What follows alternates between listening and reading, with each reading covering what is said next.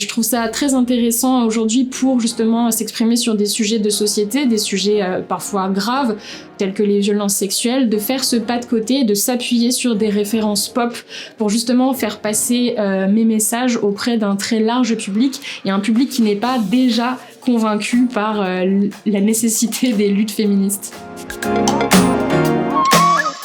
Alors, je m'appelle Chloé Thibault, je suis journaliste indépendante et autrice.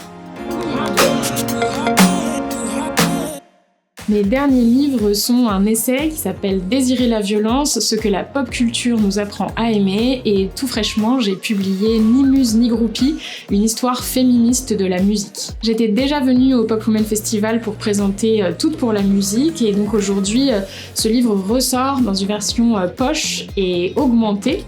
aux éditions Le Duc, dans laquelle justement j'ai réinventé mon projet et j'ai ajouté des nouveaux entretiens avec des artistes, notamment Pomme, Santa, Louise Adona, Paloma Colombe et la grande ingénieure du son Bénédicte Schmitt. Et il y a aussi de nouveaux chapitres, par exemple un chapitre sur les revenge songs où je me demande si la chanson de vengeance est un acte féministe ou pas.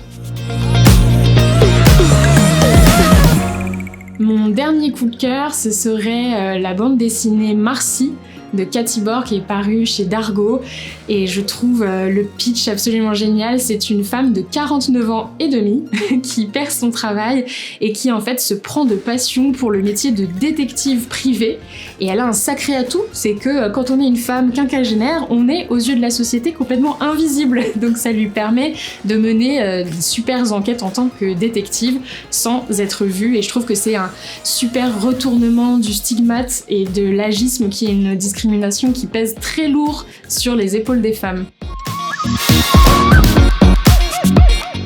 La pop culture, pour moi, c'est ce qui a forgé la personne que je suis. Je baigne dedans et je trouve que c'est vraiment ce qui nous relie toutes et tous. Ça nous permet d'avoir des références communes sans tomber dans quelque chose de trop intello ou élitiste. Et je trouve ça très intéressant aujourd'hui pour justement s'exprimer sur des sujets de société, des sujets parfois graves, tels que les violences sexuelles, de faire ce pas de côté, de s'appuyer sur des références pop pour justement faire passer mes messages auprès d'un très large public, et un public qui n'est pas déjà convaincu par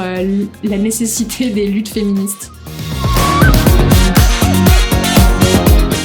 J'adore le Pop Women Festival, ça fait 3 ans que je viens en tant qu'animatrice de table ronde et aussi en tant qu'autrice intervenante, et c'est